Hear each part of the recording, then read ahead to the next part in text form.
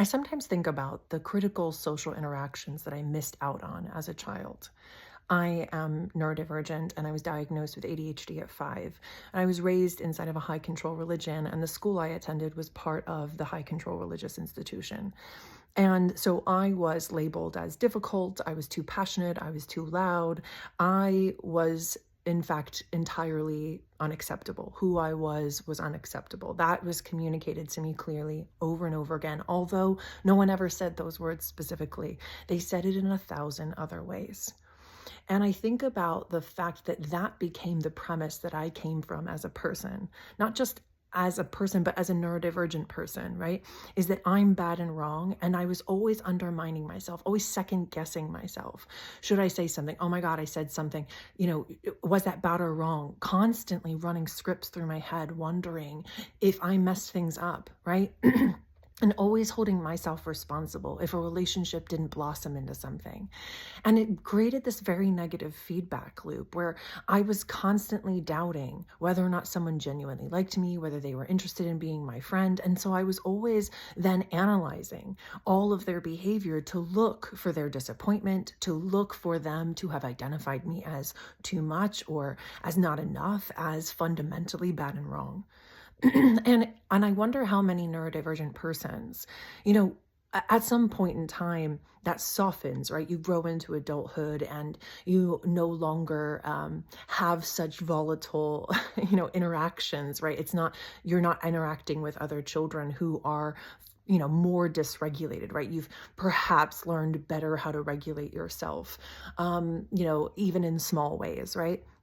But I wonder how dysregulated we are as neurodivergent persons because we are fundamentally faced with an environment that tells us that we are bad and wrong. And then I think about that at the intersection of other people's identities, right? So we aren't just one thing, right? I'm not just a neurodivergent person. I'm a neurodivergent woman, right? And then I think about that reality for Black autistic men or Black, brown, or Indigenous neurodivergent persons, and how we perceive and we see their skin color first, and all of our assumptions about who they are start from there.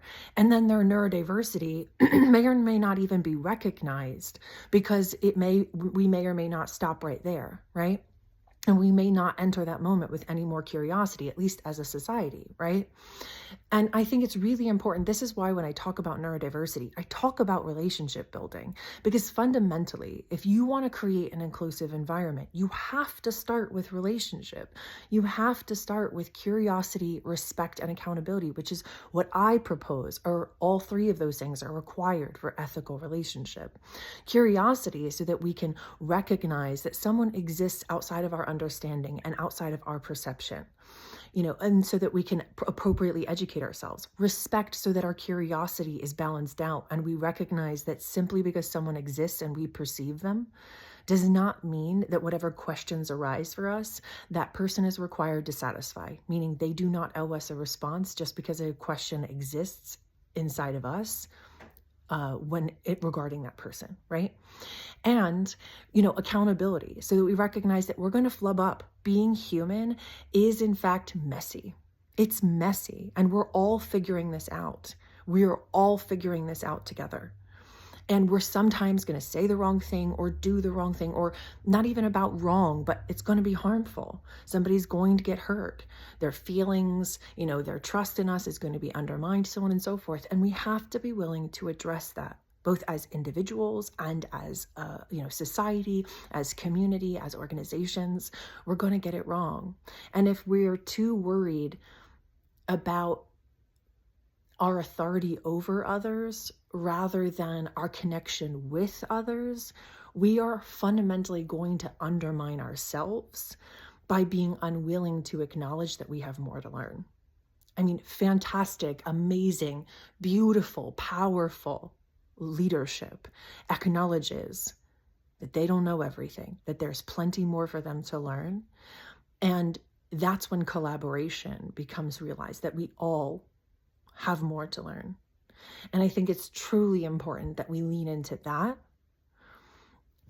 And ultimately, when I see organizations do that, It's when we realize tremendous success, innovation, profitability. I mean, Citibank taught us in 2020 that a lack of diversity cost the US economy $16 trillion. And why? Because it's a very diverse country, right? But the reality is that we don't actually recognize that diversity, that biodiversity is necessary for all life on Earth, including the life of our organization, because our organization is made up of humans. And the perpetuation of humans' existence on this planet requires biodiversity. So neurodiversity, all kinds of human diversity is all necessary for the perpetuation of human life and life in general, right? And when we recognize the connection between those things, that our investment in ethical relationship, our connection and understand that helps us to connect and better understand ourselves in the diverse ways that it is that we exist as human beings, and then we can create environments in which that diversity actually is empowered, understood, valued, cared for, right? Those people are valued and cared for. And then our organizations become tremendously successful. But it's not a checklist. It's not like, hey, okay, I'm going to hire a diverse array of people and like, we'll all just figure it out together. No, we have to enter that intentionally. We have to create that necessary diverse balance on purpose, intentionally. And we have to do so from a place of ethical relationship.